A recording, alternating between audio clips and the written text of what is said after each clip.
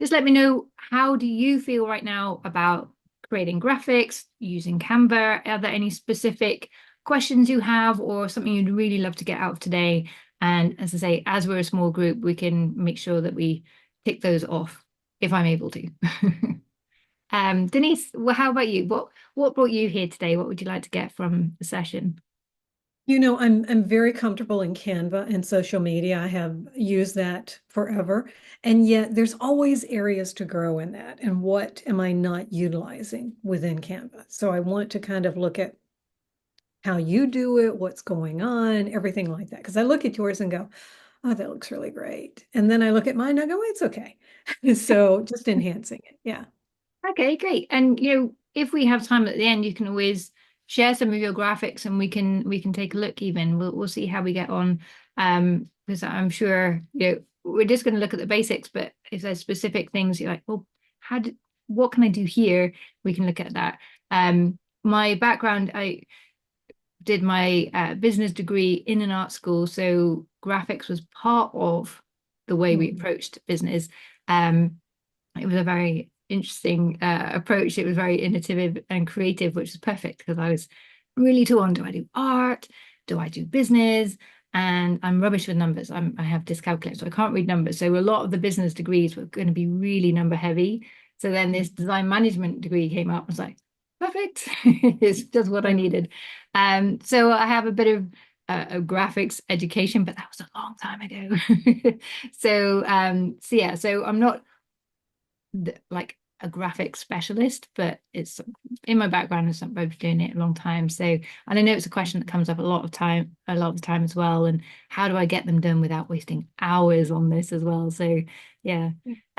Jenny, I know you use Canva a lot. What have you got any big burning questions for today? So I think my main thing is probably about layout and so yes, I use Canva most days to do posts on LinkedIn. But I'm also coming with a specific goal today that I'm going to create a poster to put up in my local community centre and library to entice some local people to come and work with me, hopefully. So it was also about having a bigger space and what are the main things that I should include without overcrowding it. Mhm. So I don't want it to be too busy, but I also want to make sure that the main information is conveyed, but also make it look pretty. Because I realized at my table yesterday it was very word based. I like words, and I feel like I need more balance, perhaps. Yeah, that's probably the hardest thing with graphics is you can't put loads of words on there. So, and there's that famous quote, isn't it? It's been attributed to just about everyone from Oscar Wilde to Winston Churchill, but sorry for writing you such a long letter. I didn't have time to write a short one. So getting concise with our words takes time and effort, but is always, in my opinion, time and effort that pays off. And these days you've got ChatGPT to help, which is awesome. I'm just going to close my door a sec because the dog just came in and flung the door open and it's really cold. um,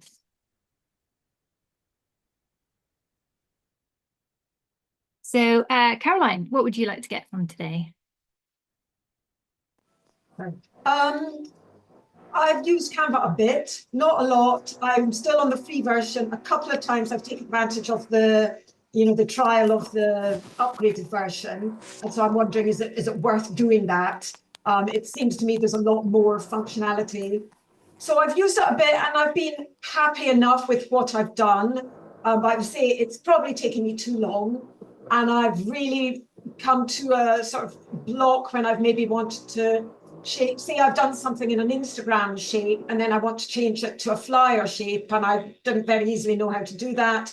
One time I wanted to do something in a box. I really couldn't quite work out how to do that. So I'm sort of keen to get more out of it. So yeah, I'm looking forward to hearing what you can share. So, Great. yeah. Well, I'll go into, as I said, we're going to do it live in Canva itself. So if you have any questions as we go through, as it's such a small group, just unmute. Don't put it in the chat because I won't see it.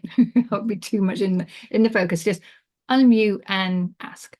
And we can, so if anything doesn't make sense or you want to know more, anything at all, or Denise being our Canva expert, if you if you have any anything, or Jenny, I know you use it a lot, anything that you've learned that's helped you, then feel free to share that as well.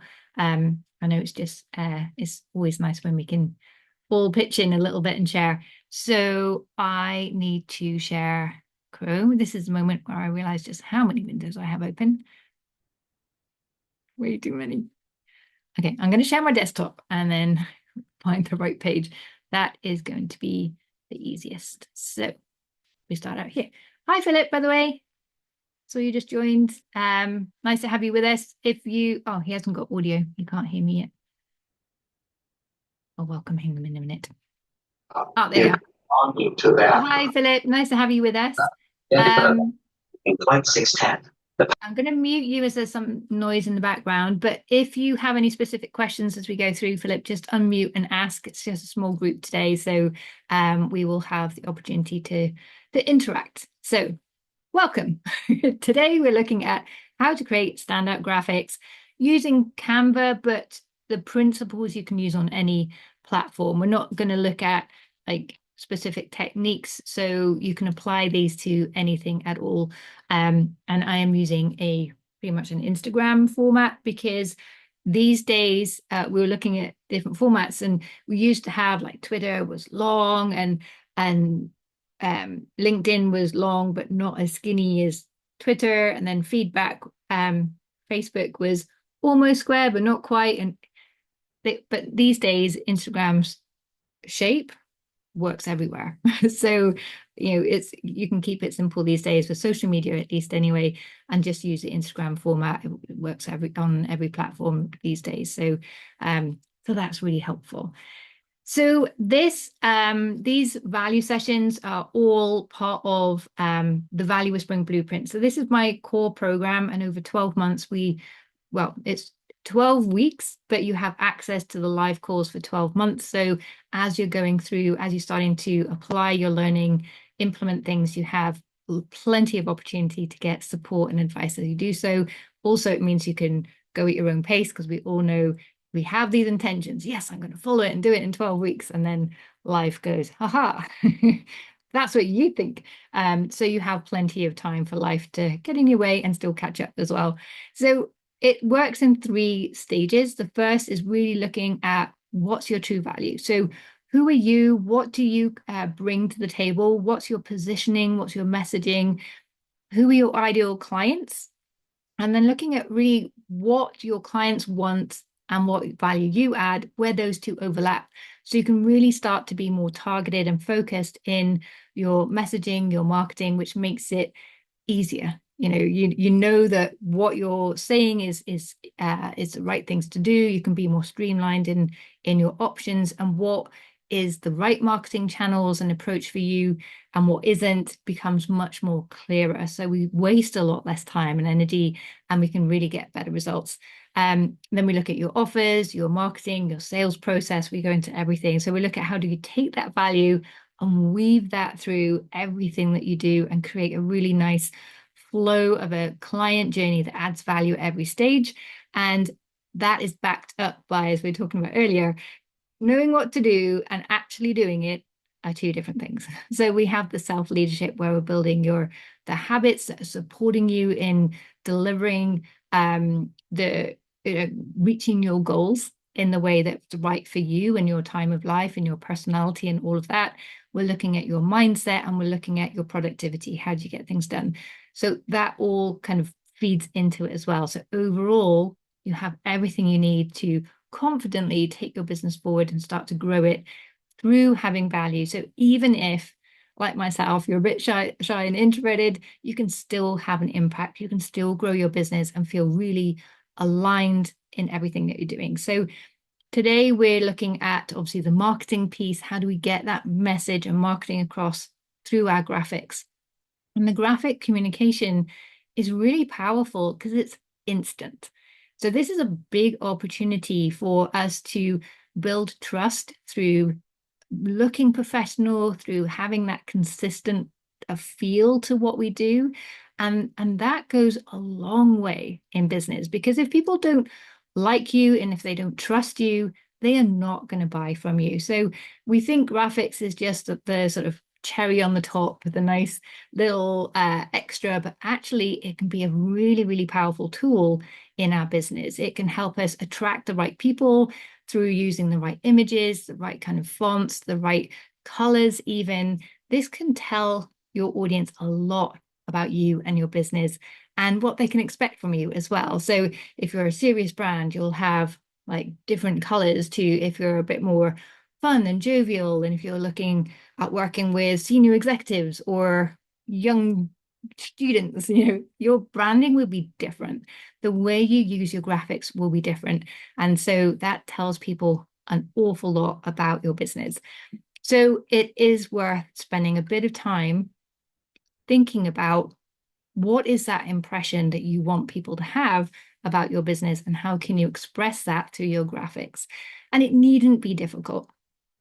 So we're looking at how to stand out. Yes, Denise. Could you enlarge that page so we can just see that as opposed to everything else you got open back there? And if you want to, you can go down to the bottom and drag and drop and just make it. Yeah. Thank you. And I can go, no, that's going to push it out the screen. You could do the double arrow that's over to your, there you go. Yes. Ah, Thank you. Thank you, Denise. See, that's what I was saying about collaboration. I don't know everything. Great. Oh, that's much clearer.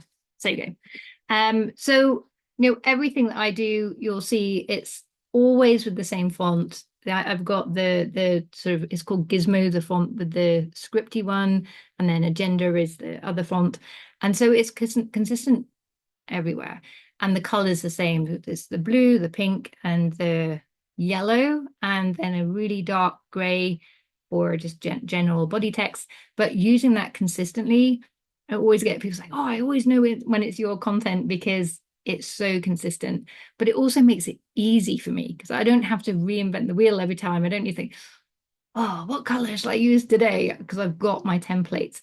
So Caroline, you were asking about the benefits of the paid Canva, and you can do a lot with the free Canva. But the benefit of the paid one is you can start to put your brand sort of toolkit together. So it always has your font first and your colors first, and you don't have to always find them or put the color in. It's there for you. And I think you can save a lot more graphics, and you can start to use more of the pro images, although even without the pro images, there are a lot in there. So if you would go doing a lot of graphics and you want to start building those templates, then it can be really valuable. But otherwise, if you're just doing the odd graphics here and there, you could, the free version is probably enough.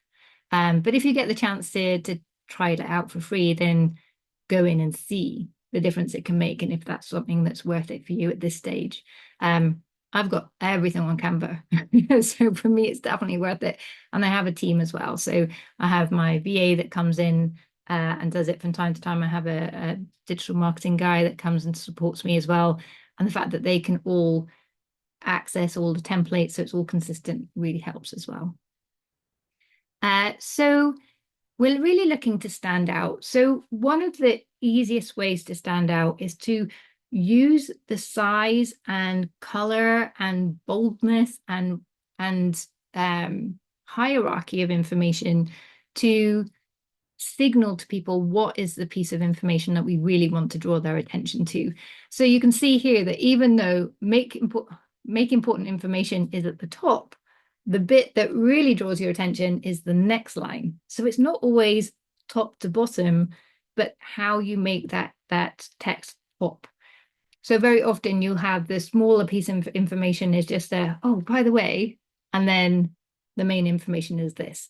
So you can play around with how you place the information on the page. And even if I put that standout right at the bottom of the page, it would still be the first thing you look at. One thing we do in copywriting and graphics is we spell out numbers under 10, well, under 11, for that same reason. Numbers draw the eye. So you may want to draw the eye by using a numerical number, but if you don't, then you want to spell that out. So little things like this, be aware and test it yourself. If you have a graphic and you just glimpse at it, what stands out to you? What is the thing that jumps out, and is that the thing that you want to jump out from your message as well? And I've put this little square box here. You probably won't, well, sometimes you will, but mostly you won't want to have that box, but you want to always leave a border around a graphic. This is the difference between a graphic that looks amateur and okay to a graphic that looks professional. A professional graphic has a decent border all the way around it. So what I often do is put the box around, and then I delete it at the end just to keep myself focused on I want it inside that box. And so you can then start to see, okay, the important information, it's a subtitle, even though it's first, standout is big, and then it makes it easier for the viewer to make sense of your content and message. But there are small things that we can do that can impact how easy it is for people to read the information, particularly online. It's hard and the graphics are smaller. So we want to make the information as easy to read as possible. So if we suddenly make the sentence, the gap between the words, the leading smaller, all of a sudden you can see it's harder to read. So if we go back to decent spacing, to squished up spacing, it makes it harder to read for people. So remember that people are scanning, and the graphics online especially will be small. So for your poster, Jenny, you'll have more space, but people are still going to scan. So if you think, if you've got a stand-up poster, people are walking by and they won't be standing too close very often. So if it's in a community center and they're doing other things, you want to make sure that it stands out and it's easy to read at a distance, and there's something that makes them think, ooh, and brings them in. So you want to make it as easy as possible for them to see. So make sure that the leading is wide enough. The other thing I see people do a lot is they're like, okay, it's important information, so I'm going to put it in capital letters. But can you scan that information? You can stand out is okay. Make important information okay-ish, but the little paragraph, it's really difficult. You have to really stop and concentrate and intentionally make the effort to read, because capitals our eyes just can't scan it. So if you're going to use capitals, you can use it for a heading of 1, 2, possibly 3 words, but never more than that, because people just can't scan it. So there are lots of other things we can do, is using bold, we can make it bigger, we can use color, so we don't need to use capitals. So think about that as well, but never for a paragraph use capital letters. It's just people can't scan it, so it will just get ignored. We may as well just delete it altogether. Does that all make sense so far? Yeah. Then there is the temptation to put a lot of information onto each image. And again, it's just too much. You can't scan it. It's just like you putting that information in. I don't know how you feel, but if you already thought, oh, I'm just not even going to bother, you then don't take the effort to read the bit at the top either. So again, this is something to think about. How can you display your information so it feels attractive, inviting, and it's not overwhelming? The great thing now with a lot of social media platforms, so if you're using your graphics as social, you can use these carousels. So you can have less information over more slides is better than cramming it all onto one. People are very happy to click through if they're getting valuable information and it's attractive and it's inviting. They'd rather that than have one dense slide. So you can really take advantage of that. And if you're doing the carousel on Instagram, you want images, JPEGs or PNG and format. And on Facebook, you want to think it's not a carousel, it's just the images. So you can think, well, I think it displays 5 nicely. So you want to have no more than 5, but for Instagram and LinkedIn, it can be more. And for LinkedIn, you want to download your images as a PDF for it to be scannable. Otherwise, they'll all go side by side. But if you want it to be that people can click through, you want to upload it as a PDF. So you can still use the Instagram format, but you just need to download them in 2 different ways. Welcome back, Carol. So as I was saying earlier, with the border, this is what happens when you don't have a border. You have the information is crashing into the side, and it just doesn't look attractive. It's very hard to read, and it doesn't look very professional. The other thing you may notice here, if you're anything like me, it hurts your eyes because we've used lots of different fonts. So in this case, we're trying to stand out by using different fonts, and people tend to go a little bit crazy sometimes. Oh, I have all these beautiful fonts, let's use them all. You don't want to do that.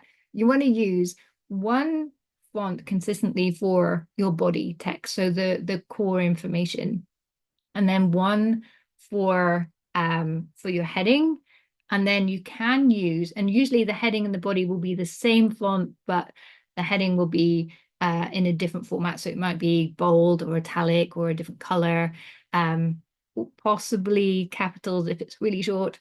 And then you can have like a script font or a different font for emphasis. So if there's one word, so I tend to have value. I'm the value whisperer. So value is a word that I want to stand out if I'm using it particularly in a title. So I'll use my Gizmo script font for value, so that stands out, and it also adds a bit of energy to the content as well.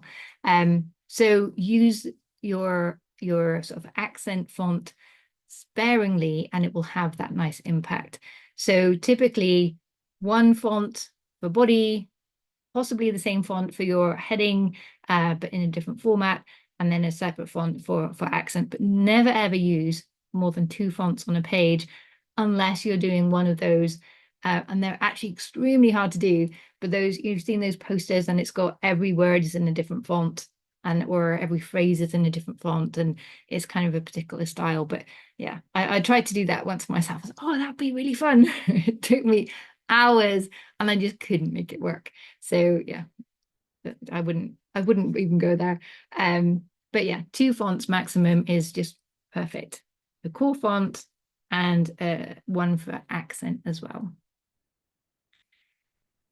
And the background makes a difference. So white on a white background with black font is always the easiest to read. You can play around with colors again for accent and to make certain things stand out. But if you put all of the text into a certain color, it's much, much harder to read than the black. And you can make the black a little bit softer. My black is really a very dark gray, so it feels a little bit softer than a hard black, but it still has that impact and ease to read. And once you put a background on it, already it's harder to read as well. So really think carefully before using a background. Is this going to add value? Is this going to make my content stand out for the right reasons and not for being really bad to read? Is it going to really help the message come across and my brand come across the way I intend? So it's always good to think about the background, and often simpler is easier. So instead of having that big block of text we had before, you can start to put bullets in. So it makes easier for important information stand out. It makes it easier for the viewer to make sense of your content and message, so they pay attention, remember your message, take action. So, and I've put the keywords here in the different colors so they really stand out. So if people really just glance at this, they still get the message, which is what you really want. Hi, Alice. Hello. And if you were going to have a link or a button, it's really good to make it stand out by using a different color again. So green isn't part of my brand palette. I usually use personally yellow for all my buttons, but green is a really good one because it attracts the eye and it means go, like, take action, do this. And so it's good to have a separate color that you only use for action buttons, where people need to do something. So as they get used to your brand, your pattern, particularly on your website, for example, be consistent with using one color for taking action, and people will very quickly pick up on that signal as well. So we can take this a step further and add some emojis. And it really, if you're being sparing with your emojis, if you put them everywhere, then it's too much. But using them as bullets, or it can really make them stand out. Here I've used different ones, but you could just use a green tick already, and that would again stand out and have more impact than just the bullets alone. The bullets are already better than the paragraph, but we want to try and be as impactful, but also economical with the words we use, so we can really take that advantage to make those points stand out. Does that all make sense? Any questions? Anything we haven't covered? Denise, yeah? No? Oh, you're unmuted. I thought you wanted to say something. Great. No, it's all good. So the rules. Okay, this is not an ideal graphic, but I wanted to put it all on, and I've put a PDF of the rules and the hacks I can take you through. In the replay will be in the Dream Clients Club. If you're not already a member of that, you can come and join us. It goes to melittacampbell.com/club. It's a free community. We have these masterclasses every week. There's challenges in there. There's heaps of stuff. You can go all completely free. So the rules are one core font with one for accent, typically no more than 3 colors per page, and only use underline for links. These days, if we see something underlined, we think we can click on it. So if it's not a hyperlink, then it's a bit confusing, it's a bit misleading. The underline came in the old days when we had typewriters. And if you had a really fancy, I remember my mum getting so excited because she had a double ribbon, so she could have red. So she could have red underline. But that was really it. We didn't have capitals, we didn't have italics. If you had a really fancy ribbon, you had red. Otherwise, underline was the only way that you could add emphasis to something. But now we have color, we have different fonts, we have like the italics, the bold, we have so many different options. We don't need to use the underline to make things stand out anymore. So really, ideally just use it for links, unless you can really justify that it makes the difference, have it underlined. So as I just said, use color, bold, and italics for emphasis instead of the underline. Keep the background simple, black and white is the easiest, and have lots of white space. So when you have white space around your core message, it actually draws the eye into what's important. So you can use that white space strategically to make your key content really stand out for people. And it also feels like your content is well thought out, well planned. It helps people breathe. So having that border really makes a big difference. Very often, who was it? It was Caroline or Denise, I've forgotten, was saying that there's something that wasn't quite working with their graphics, and it might just be like, try giving it a bigger border and see if that already makes the difference. Use as fewer words as possible.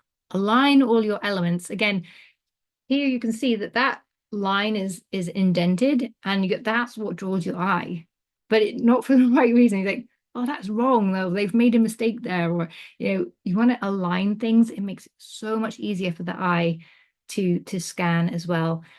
So again, I haven't put this here, but a lot of people center paragraphs. And centering is okay for heading, but again, if you center a paragraph, it's really hard to read because we always go back to what the beginning of the sentence. But if the beginning of the sentence is in a different place each time, it's really, really hard for us to read that. There's a reason why books don't do it. So if it's like a quote or something really short, you can get away with it. But as a rule, you ideally want to align everything to the left. Use fonts and colors consistently. So whatever you choose, even if you don't have a professionally designed identity just yet.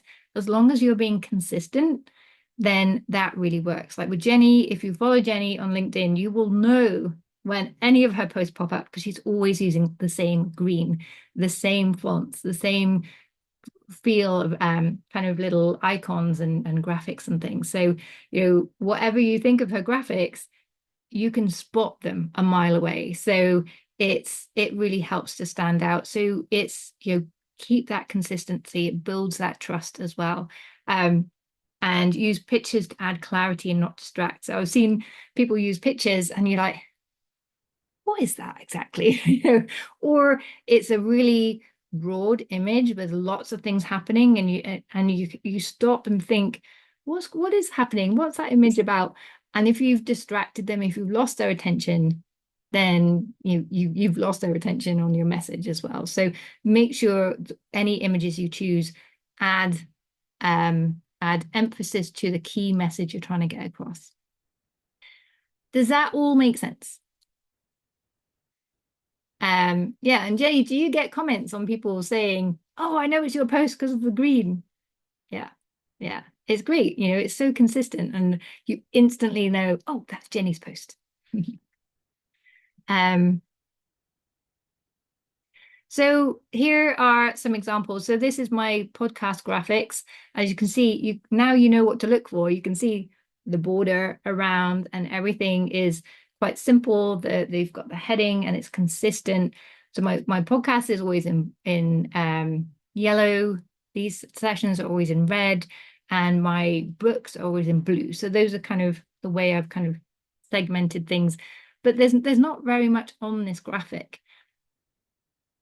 However, if I start to move around, and this is what I see a lot, people got their logo and it's really like squished in the corner, almost like you're apologizing. You want it pride of place. You want to move away. We've got lots of different fonts going on here. Nothing is aligned. It just doesn't look professional. It's exactly the same content. It's just here, it's aligned, and we've got the border, and it's all one font. And here it isn't. So that's the only difference here, is a consistent font and aligned everything and had that border. So it can make a big difference very quickly. And here, the blue is for my book, as I mentioned. So it's a different post, but again, not too much information. We've used the book to really show that, like, it's the image tells you instantly, oh, this is about a book. And you've got the border around there as well. And it really helps to draw people into the content in the middle. And then the value sessions, these events, again, there's hardly any information on here, but the image is showing you that it's online, and then the content backs it up. Free online weekly masterclasses. So, and there's the link, melittacampbell.com/club.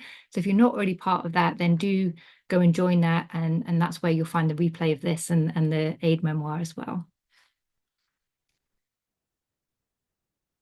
So my quick hacks are to always align your elements. And one way to do this is to use squares. So actually, if I go out of this, here we go. So what I do is I'll take a shape, a square, and I'll just use that. I'll probably put it in a different color so it's easier to see. And I'll just make sure, is everything aligned? So it's all aligned. And here, the melittacampbell.com is aligned to the content. And if I'm going from page to page, and I'll put a box sort of between the heading and the first word, and I'll copy that and then paste it onto the next page, because the box will come in at the same point, and I can just then see, is it all consistent on every page? So that's my little hack, is use my little square to do everything, to check the positioning. You can also use this position button here. So a lot of people that I've spoken to wasn't even know that it was there. If you click position, you can align things. So you can choose to align it to the top, to the left, like you would with elements on Word or PowerPoint. This is new. You didn't used to be able to do this. And you can also align them to the middle or the center, and you can tidy them up as well. Maybe you need to.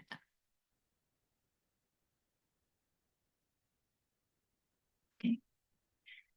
And here, what you can do is if you want to get more than one element together at the same time, if you click them, you'll just click one or the other. But if you press Shift, you can pick up 2 things at the same time, or 3 things, or however many elements, or you can unclick them.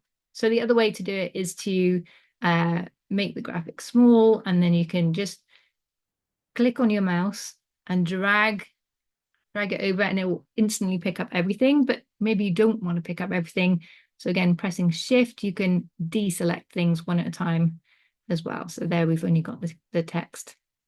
So that's the little hack there.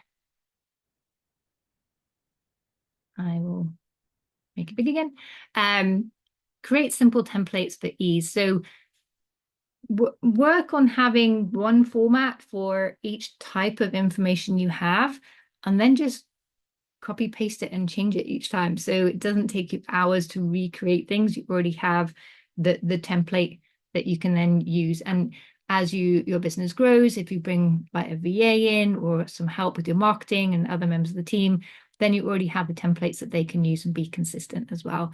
That consistency really does help to build the brand recognition and that trust as well. Create a folder of images ready to use. So one thing that I found really difficult is I generally work with women who are over 40, but finding images of women over 40 who are not mums and not grandmothers, is really hard.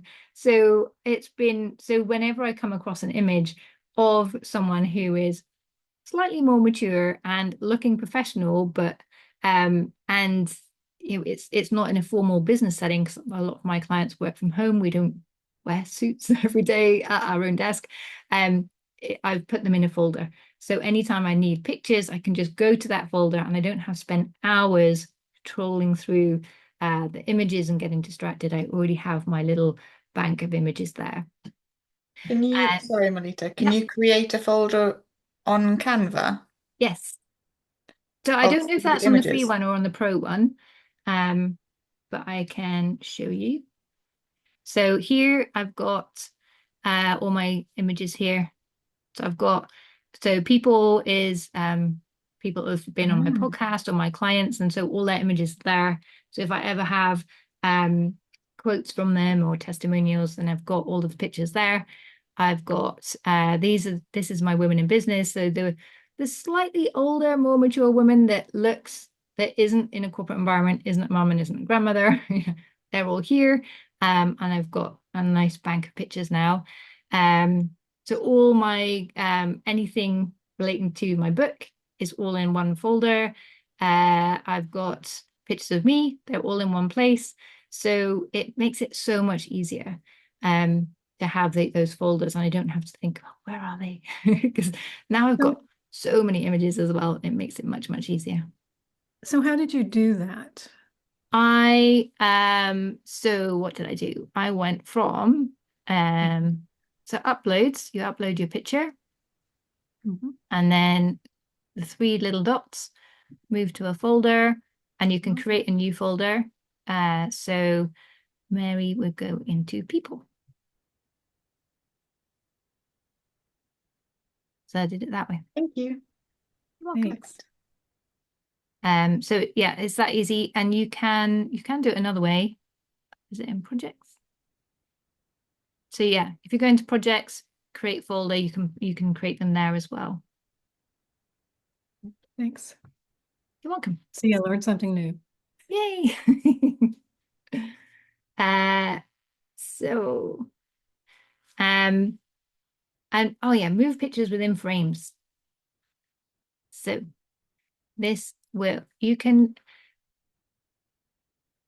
what's quite nice to keep your images consistent is to put them in a frame. So if we search frame, we will come up with all of them. So there are all these different some are quite gimmicky, some are, and you whatever you choose, you want to be consistent. So I use the more blobby ones.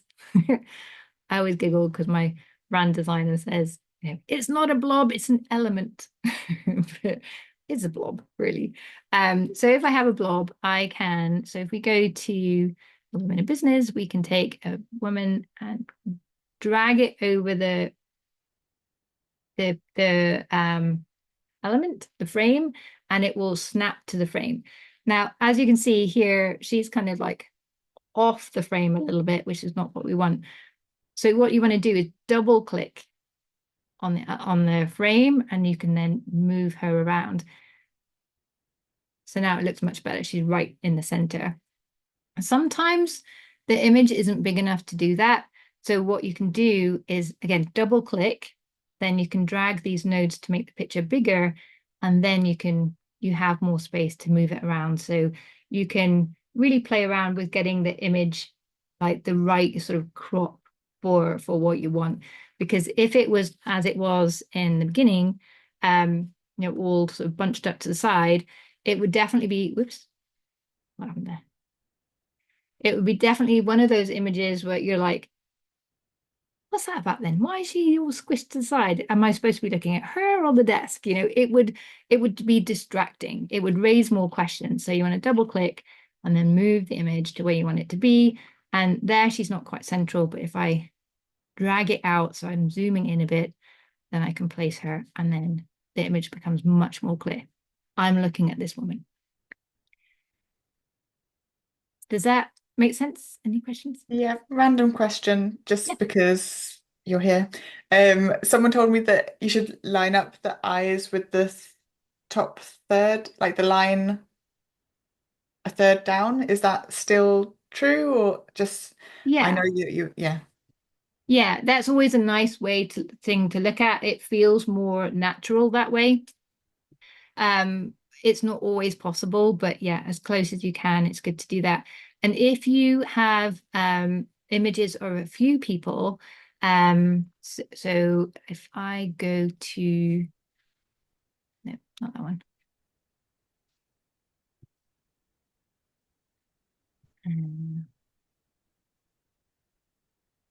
My summit. They've moved the home button. It's really annoying. You can't just click home anymore. So summit. So I had a summit last year. Was it last year already? It feels like a lot longer ago. And there was one graphic with lots of people on it, which of course isn't showing up now. Would have been one of these. Here it is. So here, what makes this feel cohesive is that I try to make all the heads the same size. It wasn't always possible. Like Becky's picture, it was just a head, so I couldn't do too much. But by making all the heads pretty much the same size and aligning the eyes as much as I could, it felt much more together and professional than when I originally put all the pictures in and they were all different sizes. It was really like, oh, it was really hard to look at. So if you're using faces, try and make all the heads the same size and align the eyes if you can. So yeah. You're welcome. So we can move the zoom bar right on top of, how do I move that? My little arrows. So that's it really. So if you have oh yeah, that was just the Green Clients Club graphic as well. And again, you can see the border around it. There's no extra text on it. It doesn't really need it. But if you aren't already a member, then do come and join us, melittacampbell.com/club. And that was the end. Yes. So I will stop my share. Does that help? Do you have any other questions? Anything I didn't touch on that you were hoping that I would do? I just wanted to mention one thing. I Mm. agree with you as far as the underlines because people interpret them as links. But when you have a PDF that you're creating, you want to follow the same thing because you can have a link inside of a PDF. So you either use the bold. Some people still use the underline because they think it's a PDF and you can't do much to it, but you can have links within a PDF. So you don't want to underline in that anything electronic that you're delivering. Underline should be always be a link. Yeah, and in Canva, if you have a link, it does now automatically underline it. But sometimes, if you the sort of click here link or whatever you have is quite small, so you want to make maybe the whole text clickable so they can't miss, but you don't want to underline the whole text because then it's really awkward. So you can just take off the underline on the other bits. But when you have a PDF with a link in Canva and you download it, those links are clickable, which Right. is really cool. Yeah. Any other questions? Melitta, this was great. Thank you. You're welcome.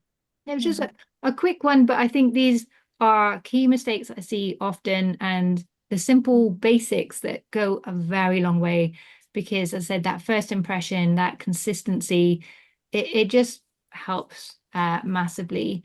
Jenny, did it help with your question about your banner? Yes, I've kind of been fiddling away with it as you've been speaking, making adjustments as you've been giving different tips. So I think I've got it minimal. Not that that's a word, but yeah. So feeling more comfortable with that. Yeah, and just remember with your big poster, your poster, you don't need to put all the information about your business on there. You just need to put the information on there that's going to help them take the action that you want, which is for them to check out your website or call you, I'm assuming. So what would it need to contain for them to do that? You don't need to have all the details of all of your programs and everything that you want to tell them. You just need to have the information that's going to encourage them to take that one next step. So that may help strip things down. But Yeah. use your green because it really does stand out and that will transfer. So often with cards and flyers and posters, for local services it can work quite nicely, but it's information.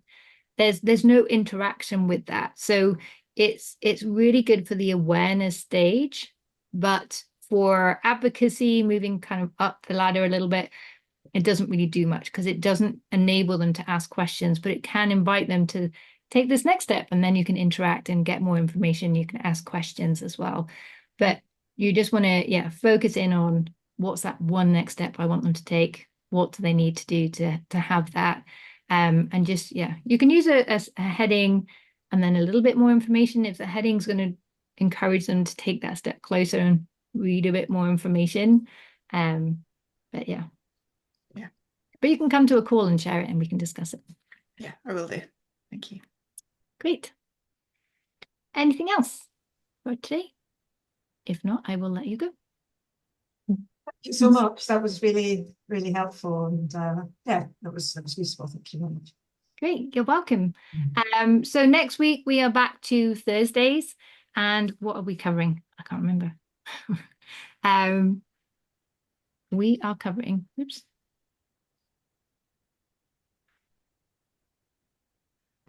So actually, I will show you where to find this information if you're not already in the group.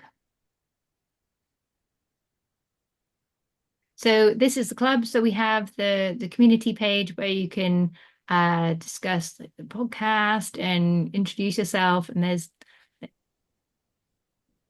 lot of Tuesday tips there.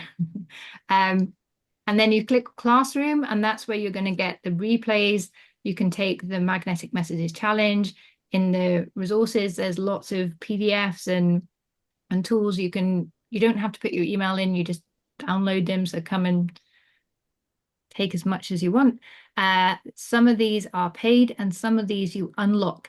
So the more you contribute, if you post, if you encourage other people, if you like and comment, you unlock more of this content as you go through. So I like that it kind of gamifies things a little bit and rewards you for being an active member of the community.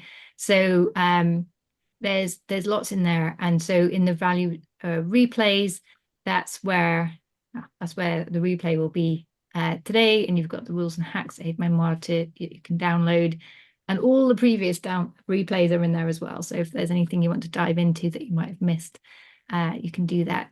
And in the calendar, we can see what's coming up next week. Ask Me Anything session.